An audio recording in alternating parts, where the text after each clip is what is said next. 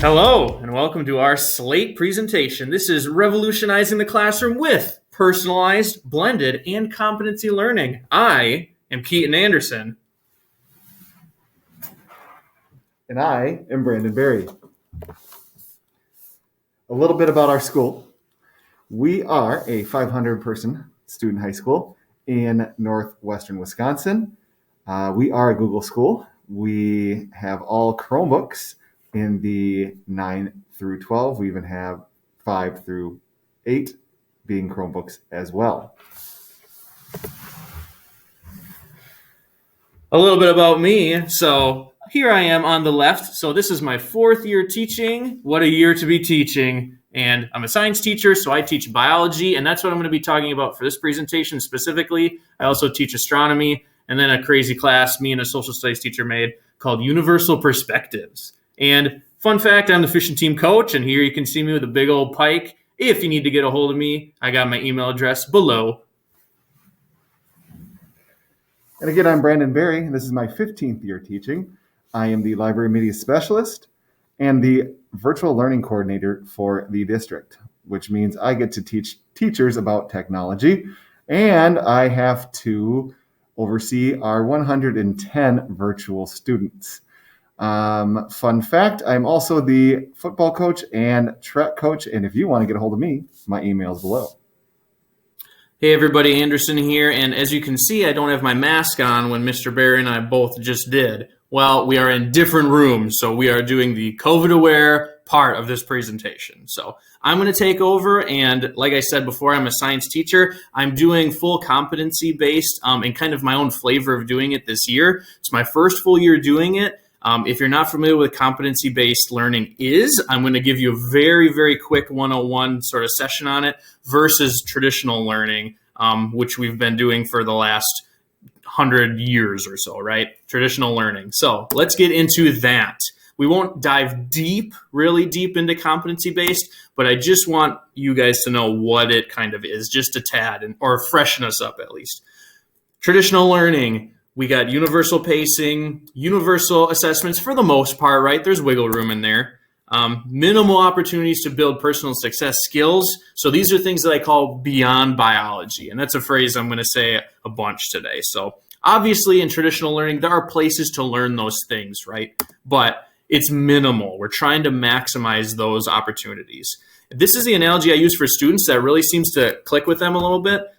We're in a bus. We're in a school bus. So all of the students, we can sit in different places on the bus, so there's some flexibility, but we're all going to the same place at the same time, kind of doing similar things, right? Or almost in all cases, same things. So that's the analogy I use, at least to describe traditional learning. A little bit of flexibility with maybe where you're sitting on the bus, but we are all together going for it at the same pace. So obviously you can see there's some issues with that. Competency-based learning is kind of where it all comes together and why it gets me really excited to teach this way.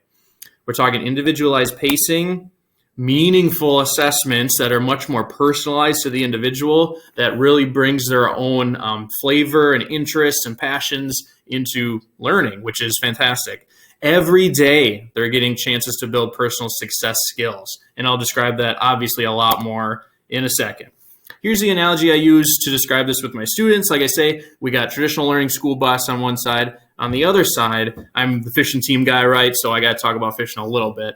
But I would describe competency-based learning as like a tournament. And this is a picture of a fishing tournament where we got a common goal, right? Everybody's got a common goal. They're trying to catch fish. They're trying to win this thing. But fishermen can go different places, do things at different times, with the idea being fishermen are going to do and stick to what they're strong with. What are their strengths? What are they good at? And they're going to stick with those things. So people can catch a lot of fish different ways, which is the brilliance and kind of why that analogy works with competency learning. People can be all over the place, but still accomplish the same goal, which is learning, right? Learning is the constant, time is the variable. Competency learning in biology. Here's where we're diving deep. So My practice after experimenting semester 2 last year, and if you guys remember correctly, which the whole universe does, COVID happened last year, so I tried this out over winter. I kind of planned some things, made some things, tried it out that semester, and then COVID kind of came and hit everybody. So it was still a really good chance to learn some things, though. I got a good solid 2 months out of doing learning this way. Really organic 2 months anyways. So planning, creating over the summer, we're running this thing full-fledged this year. And this is my first full year doing competency. So it's never too early to start this. So why is competency cool and why we're going to get into? You don't hold students hostage anymore. And this might even be my top reason for doing this. So when you're on the school bus, right, you're going places same times. And obviously we all know of kids that are high flyers. They go above and beyond. Traditional learning, what do we do with high flyers? We usually make them do more stuff, or we just try to talk them into doing a little more things. But that's not necessarily maybe even fair for them. So when we're learning competency-wise, as soon as they have shown they're proficient in something, boom, they're just going. We're not holding kids hostage. Let those high flyers go and let them do amazing things at their own pace. Students learning at their own pace, that's what we're going to talk about and get into. Along with learning at their own pace, the way I present the material with is mostly sort of an online spreadsheet sort of platform. Students can learn when they want to learn. So, and we all know of kids that are night owls, and sometimes that's just how they do it. They do sports after school, then they do video games, or they work after school, right? We're talking about high school, and they might start doing school stuff at 8, 9 o'clock at night, work for a couple hours, and call it a night. So that is even just a really strong thing to give students. You want to try to give them those opportunities. Building personal success skills is a huge one, and we're going to get into those for sure. Learning to plan their learning. I even would lump this in with a personal success skill, right? They're learning to plan how they're going to accomplish things. That's a fantastic goal to have and a skill beyond biology, beyond high school. We're trying to build those success skills, not that people didn't learn them in traditional school, but certainly traditional school is more of a all-encompassing sort of general format. Whereas competency, we can really dive in and get individualized and teach kids things that they wouldn't normally maybe do all the time. Voice and choice beyond the classroom. And those are things like I'm learning when I want to learn. This is what I'm going to do to present my learning. All of those fun things. Or I'm going to talk to Mr. Anderson at some period of the day when I have help. Accountability on the students. And this is not like a gotcha sort of bullet, right? I'm not going to say, oh, all the pressure's off me. It's all on you guys. That's not what this is about at all. It's giving them more accountability in their learning. So we want them to be engaged and not just be spoon-fed or just given things to do. We want them to be accountable, and we want them to choose how they're doing things and how they're presenting their knowledge, learn how to plan, all of these things. And there's more things. Beyond biology is just fun things that competency does and excels at much better than traditional learning. Here we got, this is the digital format in which I present my information, you guys. So here's the map. Here's how I present it digitally. We got all of the students, and you can see they are in charge of checking their own check marks. So that keeps them more accountable, and it keeps them kind of looking at where they're at. However, some students are not so good at checking them off. But you'll see kids are all over the place, and this is all fantastic stuff. There is some wiggle room in there where we want to kind of hold them accountable, right? But overall, kids are moving forward, but just at different rates, right? It's okay to move forward at different rates. They can be where they are, but they're not going to stay there. So here's some good things happening where kids are excelling, high flyers are flying, and other kids are just, they can be on pace, which is one thing I wanted to address here. I have this one column, on pace, this idea of being on pace. It's not hard deadlines. I don't go and punch things into grade books on these days, but those are, if you are on pace and do these things every day when they're supposed to be sort of due, very loose deadlines is what competency is all about, not tight deadlines. Just to really quickly go over here, I just wanted to talk about, I do start, this is new for our building, so I do start the first week of the year talking about why they're learning biology this way. I call it the boot camp. So they successfully complete the boot camp, and then they know kind of why they're doing biology in this sort of different way. We have all the units, and as you can see, like there's links in all of these learning standards that I'm trying to assess for these guys. We are undergoing some standard reform, I should say, in our own building in our science department. So these will be different for me next year, and that's totally fine. But how I'm doing it this year is there's just links on links on links to everything. And here we got the end of semester 1. So we can click on any of these links, and this is how students get their information. So let's just really quickly, I don't know, let's click on carrying capacity and biodiversity. So when students, oh, I had it open already. When students click into a learning segment and they're being assessed for these standards, that's kind of in the back mind of students sometimes, right? They're like, standard, just give me this stuff. But they are doing these things where it's just a very linear approach and sort of a day-by-day sort of thing. And these can be basically whatever you as educators want them to be. I have my own kind of style and how I do things and things that work for me in the past and in our building. But like we got simulation stuff happening. GIFs are always fun for digital formatting sort of things. If you don't know Amoeba Sisters, for sure go find them if you're in the biology world. Fantastic GIFs and videos from the Amoeba Sisters. But there's a variety of different activities that they're doing.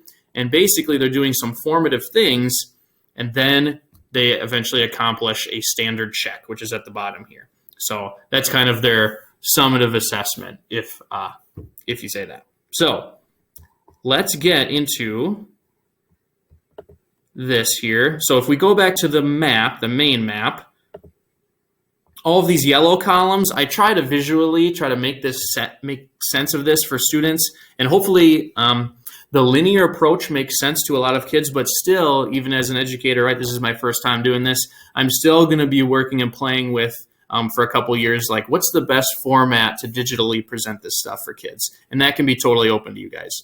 The point is, though, is that they have access to all of this stuff whenever they want, and they just chunk away at it. And you are there in the classroom to be a coach, and you are coaching them up, helping them constantly, helping this kid with this thing and this kid with another thing. It's a lot of fun, and it makes teaching a lot more exciting rather than traditional sit and get sort of stuff. These big orange columns, I just declare them as big old summative project sort of things. But as you can see, we are only in November, so kids are not way out here for biochemistry or cell structure yet. There's a couple, but if you're wondering if there's different formats of this, here's a couple that I'm going to show you. So the big main story, oh, and I forgot to mention, there is ways in Google Sheets to protect certain cells and regions. So if I wanted to protect, you can protect all the important stuff. Kids do not have free reign to click on all this stuff and change whatever. So protect the important stuff up top, and then protect student names down the side. So just a quick reminder to do that, because otherwise you're going to have chaos if you forget to do that. Trust me. Couple different ways to present this information. One of them that's really popular, and this is an example of it, is called the grid method. And it's also kind of a newer thing when we're talking about personalized learning, individual pacing. This one is for Spanish. So the grid method is basically kind of a pyramid, so to speak, and they're doing DOK levels for things. So basically they start out with really low tier stuff and skills. And then what's great about competency learning is we can really get, after we're shown mastery in the bottom things, the skills that they need. Now you can get into the higher level sort of thinking with one big old sort of project at the top. And this is Spanish. I have nothing to do with it, but this is the grid method sort of things to present. And obviously it's the same kind of rule where there's just links on links on links to every single thing imaginable. So as you can probably think, this method works really well when we're talking about virtual teaching right now. And it would thrive even still with the in-person stuff, obviously, but really works well with virtual teaching and hybridizing things. So here's another way to kind of have students kind of edit their own sort of stuff when they're checking themselves along, and this is the Spanish sort of view of things. That is the map. the master assignment progress. So let me tell you why I use that, as I got a couple more minutes here. This is a one-stop shop for the entire year, and I use this method of delivering it to them sort of digitally. There is paper stuff, you guys. It's not all online. I just put links to PDFs so they can click on it and see what that thing looks like, and then they can go find it in my huge filing cabinet of stuff. Doesn't crowd Google Classroom, and you guys as teachers know what crowded Google Classrooms can kind of look like. It can be really daunting and turn kids off, and they just kind of stop looking for stuff if they don't want to look for it. The linear model makes sense for students, and it's able to be read a lot more efficiently than Google Classroom. Google Classroom is kind of a vertical top-down. I find that the sort of linear approach horizontally makes a lot of sense for kids too. Students can compare themselves with others, and they kind of like to get in fun competitions with those sort of things. And they can change and monitor their own progress, which is one of the most important things about this whole system, is they are being held more accountable. They are looking at where they are at. Did I do this? Am I on pace? What is going on with my sort of learning right now? Links to everything. Students can't lose things, which is also one of my favorite things. Aside from students not being able to lose things, they're also, with this sort of teaching, there's no such thing as I missed a day, what did we do? Which is also really valuable. As we all know, in the traditional sort of teaching style, kids missing, which is a daily occurrence, is always a struggle. Where are you on the map? Are you on pace? Those are things I say almost daily to kids that are struggling with at least finding out where they are. Are you on the map? Or where are you on the map, and are you on pace? And it's okay for them not to be on pace, and I remind them of that. It's okay not to be on pace, but I really make it up front with students that like there's a fine line between, oh, I'm a little behind, that's fine, or I'm way behind. And they are in high school, they know those sort of things. At least most of them do. And if they don't, they work towards that, and you help them with those skills, those personal success skills as well. Okay, really quickly here, assessing students. So how do we assess kids? Is it just the Wild West and they just do open note everything? No. Students complete the daily tasks, which are formative. So daily sort of tasks and activities. And then students get an open note, what I call standard review, and they get feedback, and I can help them. Then they get a nearly identical check. Like the questions are all but the same. If it's a data sort of skill that I'm trying to build with them, I change data just a little bit, or I change just a little bit of something, but I don't change what they're being asked to do. The questions are all but identical most of the time because there should be no surprises on checks. Students should not be surprised when they take a check and they're like, what is going on here? What is this? They shouldn't be surprised. They should have worked and demonstrated that they know some stuff. And on this review, they should know and get the ability to practice what they know without being assessed on it. They need to be able to practice, which is the definition of formative stuff. They need to practice, and they need to be able to learn how to do things before just being front row center and doing that stuff. So now on to Mr. Barry. And I'm back. So Mr. Anderson just talked to you about how he runs his competency-based personalized learning and how that looks in the science classroom. And you got some examples on how that works also in a Spanish and a modern world history class as well. So I'm going to give you some tools to actually implement some of your lessons, maybe some assessments and some projects for the students so that they're, not always doing papers and things like that. Because as we know, we have to shift gears right now. There are a ton of new things coming down the pipe with virtual schools. I know some of you have been distance learning for quite some time now, and I'm going to give you a few things that'll help you out with that. First thing we are using it right now is Loom. Loom's a screencasting tool that I enjoy. It's free. It went free in April. Really good tool to use. You get a link when you're done, quick and easy. You post it on Google Classroom, which we use because we're Google School. Reason why I like it, because it's free. It works really well. The only thing that I found between Loom and Screencastify, which I know a lot of you do like, is that there is not a button just to throw it right onto Google Classroom and link it there. That's the only thing we found. Otherwise, it's pretty simple just to get the link and throw it on Google Classroom. So there isn't a huge difference there. I know some teachers want to pay for it, and that's okay. For Loom, it'll allow you to record for hours. It will not cut you off at 5 minutes. So this is a good tool to use. Consider it if you want to pre-record your lessons and throw them in your your Google Classroom for your competency-based learning. So screencasting, got to use it, especially if you're distance. It really helps. And if you're in asynchronous distance school, it helps immensely. YouTube Live, another thing where you can record your lessons, your presentations, whatever you want to do. You can even record a possible, like a science experiment, put on YouTube Live, record it. People can watch it if you really want to, but there's other tools if you're a Google school that are better for that.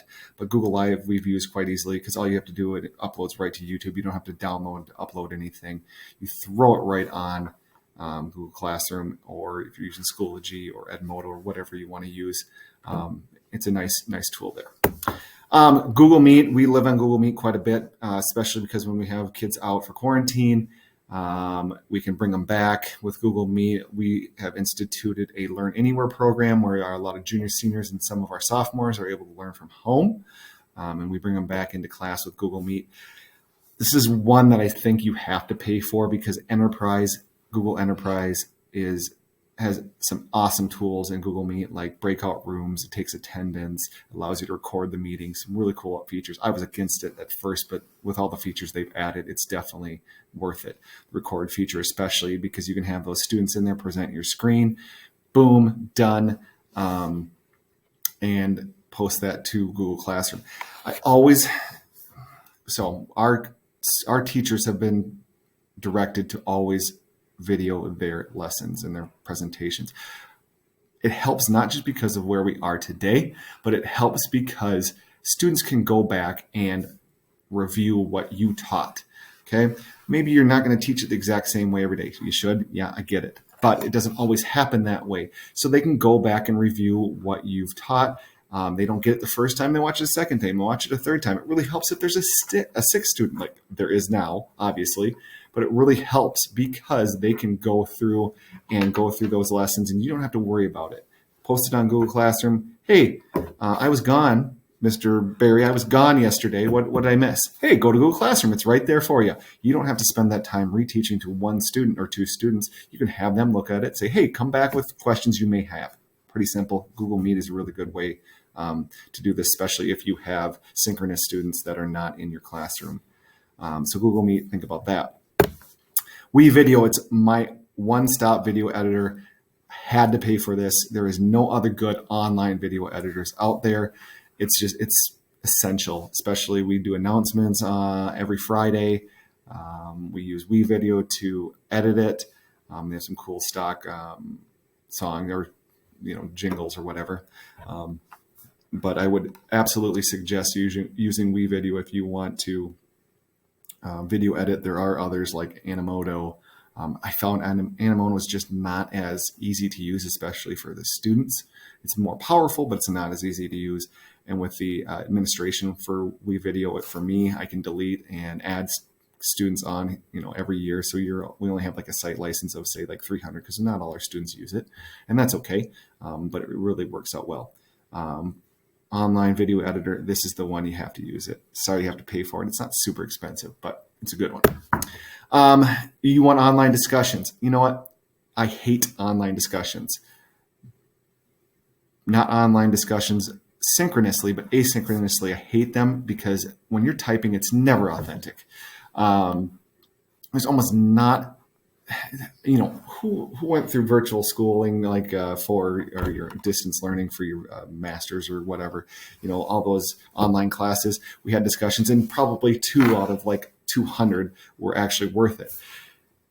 Flipgrid helps with that. I think you have that more of that interaction with people. Obviously, the questions help a lot that you pose. So do know that you have to pose the right questions. You can't just say, hey, give me what your thoughts on the Revolutionary War.